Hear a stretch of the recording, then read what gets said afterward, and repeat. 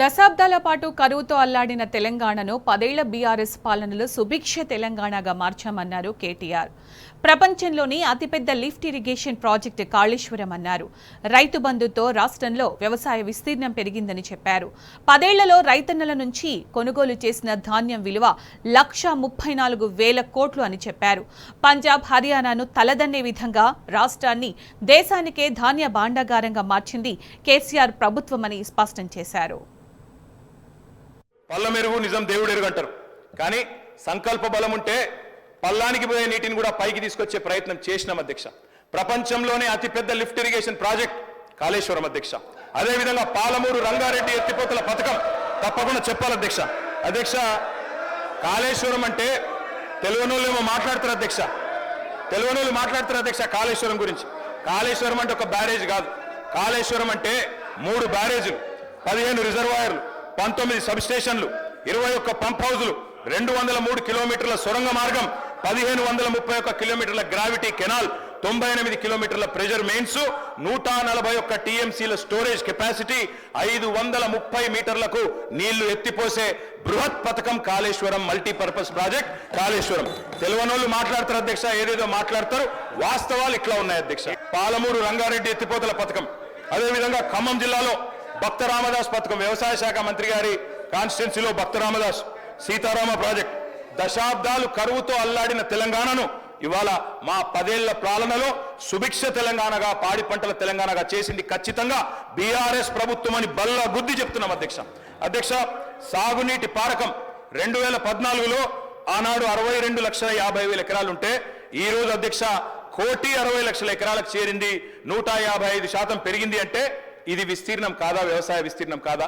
రైతు బంధు దీనికి వెనకాల వెన్నుదన్నుగా నిలబడలేదా? అదనంగా సుమారు 1,00,00,000 ఎకరాలు సాగులోకి తెచ్చాము అంటే ఆ సాగు చేయని రైతులకు కూడా ఇచ్చిన ప్రోత్సాహకం వల్లనే, సాగు చేయని రైతులకు కూడా రైతు బంధు ఇవ్వడం వల్లనే వాళ్ళకు కూడా మీరు చెప్పిన లెక్క ప్రకారమే మంత్రి గారు, మీరు చెప్పిన లెక్క ప్రకారమే 19-20లో సాగైన విస్తీర్ణం 1,41,41,00,000 ఎకరాలు. అదే 2021కి 2,04,00,000 ఎకరాలకు పెరిగింది. 21-22కు 2,12,00,000 ఎకరాలకు పెరిగింది. 22-23కు 2,06,00,000 పెరిగింది. 23-24కు 2,07,00,000 పెరిగిందంటే సాగు చేయనాయనకు కూడా ప్రోత్సాహకం ఇచ్చి చెయ్యి సాగు అంటే రైతుకు వెన్నుదన్నుగా నిలబడితేనే ఇది పెరిగింది తప్ప ఉత్తగానే మాటలతో పెరగలేదు అధ్యక్ష. 2013-14లో మొత్తం బియ్యం ఉత్పత్తి రాష్ట్రం నుంచి 57,00,000 టన్నులు. అది 23-24 నాటికి 1,68,00,000 టన్నులకు పెరిగింది అధ్యక్ష. మొత్తం ఉమ్మడి రాష్ట్రంలో ఆనాడు ఉమ్మడి ఆంధ్రప్రదేశ్లో 2013-14 ఏపీ తెలంగాణ 2 కలిపి కూడా ఎఫ్సిఐకి మొత్తం జోకిన ధాన్యం 81,00,000 టన్నుల అధ్యక్ష. కానీ దక్కడి నుంచి 2021 వస్తే కేవలం 6 ఏళ్లలోనే 95,00,000 టన్నులు ఒక్క తెలంగాణ రైతులు పండించిన ధాన్యమే ఎఫ్సిఐ కొనలేక చేతులెత్తేసే పరిస్థితి వచ్చిన మాట వాస్తవమా కాదా? మా గౌరవ వ్యవసాయ మంత్రి గారు నేను అడుగుతా ఉన్నా. మొత్తం 10 ఏళ్లలో కేసీఆర్ గారి ప్రభుత్వంలో రైతన్నల నుంచి మా ప్రభుత్వం కొనుగోలు చేసిన ధాన్యం విలువ 1,34,000 కోట్లు అధ్యక్ష. కళ్ళం నిండా ధాన్యం వచ్చింది, కళ్ళ నిండా ధైర్యం వచ్చింది. ఎటు చూసినా తెలంగాణలో పచ్చని పొలాలు, పంట రాసులు కనబడతా ఉన్నాయి. పంజాబ్ను, హర్యానాను తలదన్నే విధంగా దేశానికే ధాన్య భాండాగారంగా మార్చింది తెలంగాణను ఖచ్చితంగా కేసీఆర్ ప్రభుత్వమే. ఈ విషయంలో ఎవరికి కూడా అనుమానాలు అవసరం లేదు అధ్యక్ష. ఒకనాడు వలసలు ఇక్కడి నుంచి పోయే వాళ్ళ అధ్యక్ష తెలంగాణ నుంచి రైతులు, కానీ ఇవాళ మన తెలంగాణకు వలసలు వస్తా ఉన్నారు అధ్యక్ష.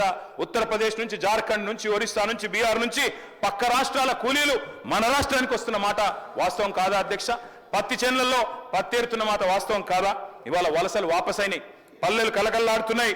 అదేవిధంగా పాత ఇల్లులు సదురుకున్నారు, కొత్త ఇల్లులు కట్టుకుంటా ఉన్నారు. ఇవన్నీ కూడా ఖచ్చితంగా తెలంగాణలో వ్యవసాయం పండుగగా మారిందని చెప్పడానికి ఒక సంకేతం. కేంద్ర మంత్రి గారిని అడిగినాం, కొన అంటున్నారు, ఎందుకు కొనరు బియ్యం అని.